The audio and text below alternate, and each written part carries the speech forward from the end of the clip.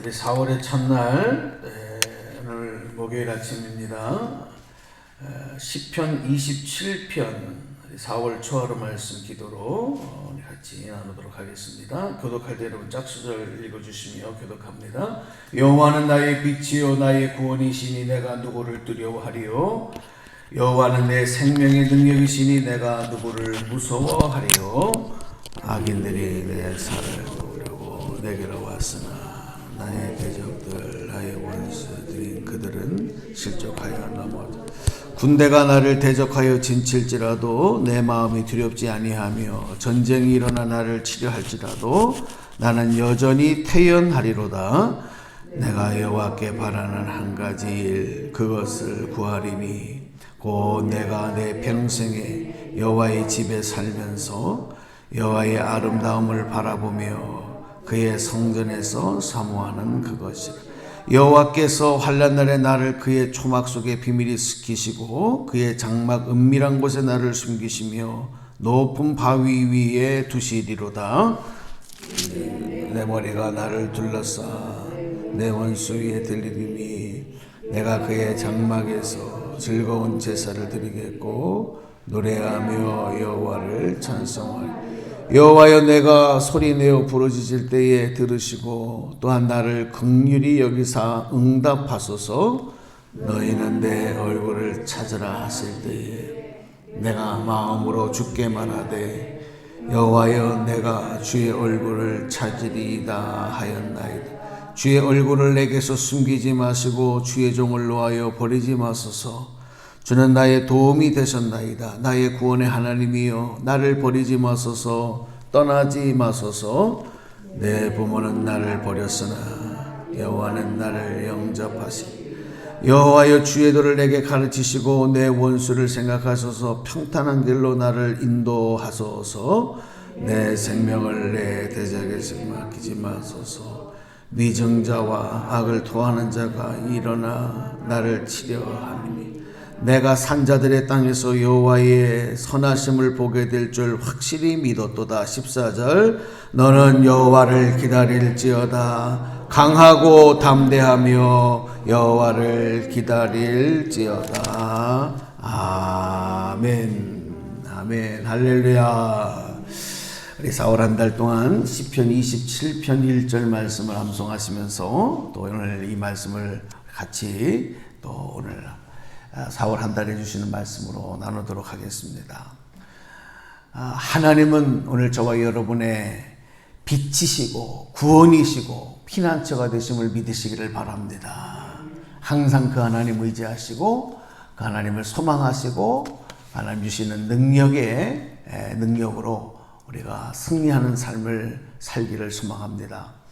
시편 27편의 말씀은요, 다윗의 시다 이렇게 적혀 있죠. 다윗이 적으신데 이 다윗이 빛도 없고 캄캄한 구덩이에 던져져 있는 것 같은 그런 불안과 두려움으로 고통을 받을 때 그런 상황에서 하나님은 나의 빛이십니다 이렇게 고백을 했습니다. 우리가 좀 주목할 것은 하나님은 나의 빛이시다, 나의 빛이다 이런 표현이 이 구약 성경에서는 처음 나오는 그런 표현입니다.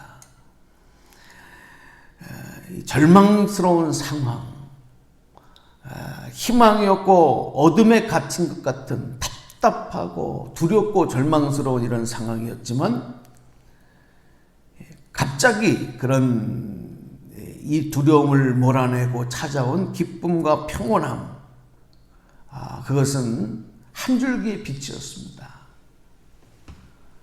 그것은 참으로 놀라운 것이었고 그것은 희망이었고 소망이었고 생명이었던 것입니다. 바로 그 빛, 그 소망으로 찾아오신 하나님을 다윗은 노래하며 고백했던 것입니다. 여러분 정말 위대한 믿음은 어떤 믿음이냐면요, 힘들고 어려운 고난이 찾아왔을 때 절박한 상황, 절박한 현실 속에서 그럼에도 불구하고 흔들리지 아니하고 당당하게 하나님을 신뢰하고 또 인내를 가지고 그 하나님을 신뢰하는 그 믿음을 놓지 아니하는, 포기하지 않는 것, 이게 진짜 위대한 믿음이에요. 여러분 그런 믿음 소유하시길 축복합니다. 평온할 때는 누구나 잘할 수 있어요. 어려움이 없을 때는 다 누구든지 믿음이 있는 것처럼 행할 수 있어요. 그런데 정말 힘들고 어려운 상황이 현실적으로 닥쳤을 때 그때 그 믿음이 나타나는 거예요. 그 진가가 빛을 발하는 것입니다. 우리가 지난 1년이 넘도록 이 코로나 상황들이 계속되어지면서 많은 분들이 믿음이 흔들리고 믿음을 지켜나가기에 어려움을 겪고 심지어는 교회를 등지고 하나님을 등지는 그런 분들이 많습니다. 그 믿음이 아니에요. 목에 칼이 돌아오는 상황. 전국에는 어쩌면은 순교를 해야 될지도 모르는 그런 상황. 그래도 하나님을 신뢰하는 그 믿음만큼은 놓지 않는 거예요. 여러분 이런 비극 어려운 시국에 이런 코로나가 창궐해서 마음껏 우리가 교회의 주님 몸된 교회를 함께 이루지 못하는 그 공동체로 모여지지 못하는 그래서 모여 예배드리지 못하는 마음껏 교제하지 못하고 주님 몸된 교회에서 우리가 생활하지 못하는 이런 상황일수록 우리는 더욱 주님의 몸된 교회를 지키고 그 공동체를 위해서 우리가 희생하고 헌신하는 모습을 보여야 돼요.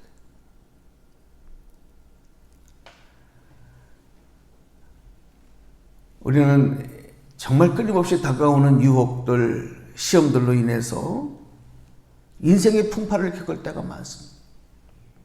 살아가다 보면 이제 좀 평온한가 보다. 이제 좀 잔잔한 물을 항해하나 보다. 그렇게 생각을 하는데 갑자기 또 풍파가 밀려와. 또 흔들리고. 이게 계속 반복되는 거예요. 그래서 한 분 한 분을 이렇게 대화를 해보면 아마 우리 권사님들, 집사님들 마찬가지일 거예요. 그 인생의 스토리 이야기가 정말 드라마틱하고 아주 기가 막힌 이야기들이 많아요.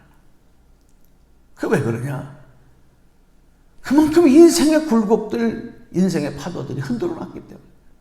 그러나 그것을 지금 간증할 수 있고 이야기할 수 있다고 하는 것은 그것을 이겨왔다는 거예요. 할렐루야.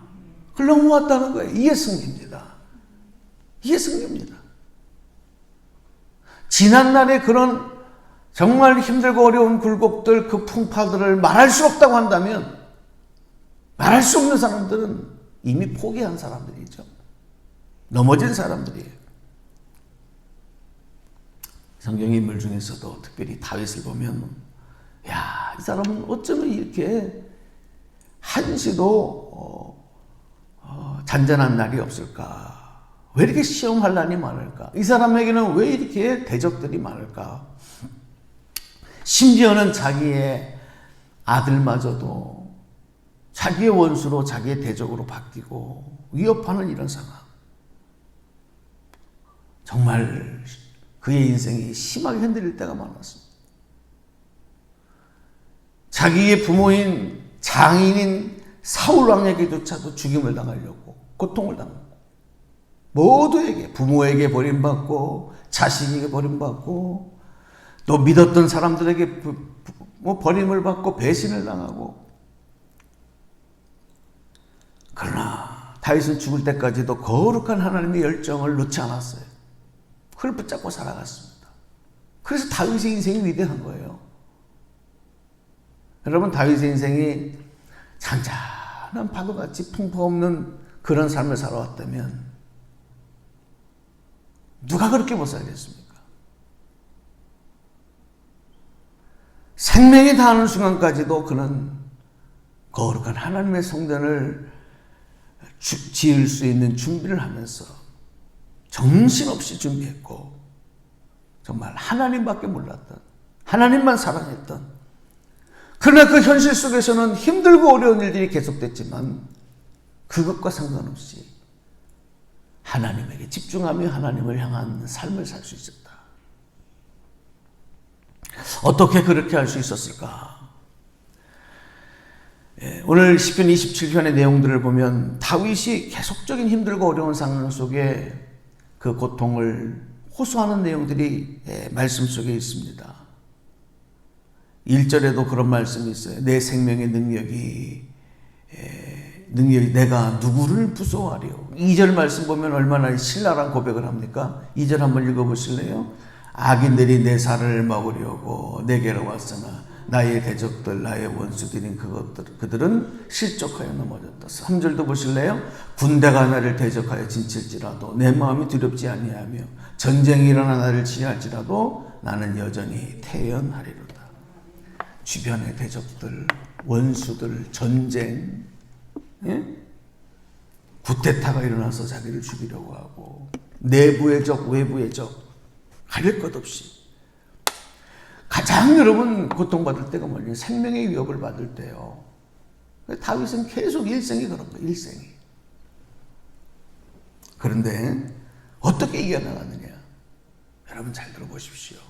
다윗의 인생의 초점은 그가 왕이었지만 또 왕이 아니었을 때라도 억울함을 당할 때라도 가장 큰 명성을 날리고 이스라엘 역사상 가장 큰 통일 천하를 이루는 주변의 명성을 떨치고 이름을 날렸던 바로 그때도 다윗의 초점은 오로지 하나님에게만 있었어요.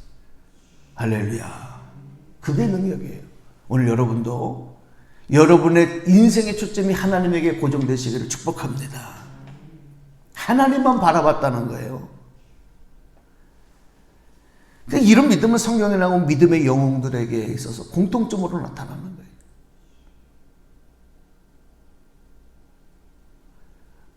힘들고 어려울 때, 평안할 때 가릴 것 없이 현실의 상황이 어땠느냐를 떠나서 하나님에게 초점을 맞추고 살아가는 삶. 바로 그것이 하나님의 자녀로, 하나님의 백성으로 또 택함받은 신실한 그리스도인으로서의 온전한 삶이다. 그래서 이 다윗은 하나님은 나의 생명입니다. 이렇게 고백을 합니다. 생명의 능력. 하나님은 나의 생명이시며 동시에 생명의 능력이시다라고 할 때 이 능력이라는 말은 나의 생명을 지켜주시는 안전한 그런 피난처와 같은 보호막을 해주시는 분이다. 그런 고백도 담겨 있는 거예요. 그가 대적들로 인하여서 실족하여 넘어질 수밖에 없는 상황, 정말 힘들고 어려운 상황이지만 하나님을 바라봄으로 그 두려움을 이겨낼 수 있었고 또 피난처가 되시는 생명의 능력 되신 하나님이 그의 생명을 지켜주셨다는 거예요. 오늘도 여러분의 생명을 하나님이 지켜주시는 줄로 믿습니다. 위태한 순간순간마다 지켜주시는 애. 우리는 오로지 하나님만 바라보는 거예요. 여호와는 나의 빛이요 나의 구원이시요 여호와는 내 생명의 능력이시요. 여러분 이 고백이 우리의 인생을 붙잡고 우리를 인도하며 나가는 신앙 고백이며 그리고 호흡이 되기를 주님의 이름으로 축복합니다. 하나님만이 나의 빛이십니다. 하나님만이 나의 구원이십니다. 하나님만이 나의 생명의 능력이십니다.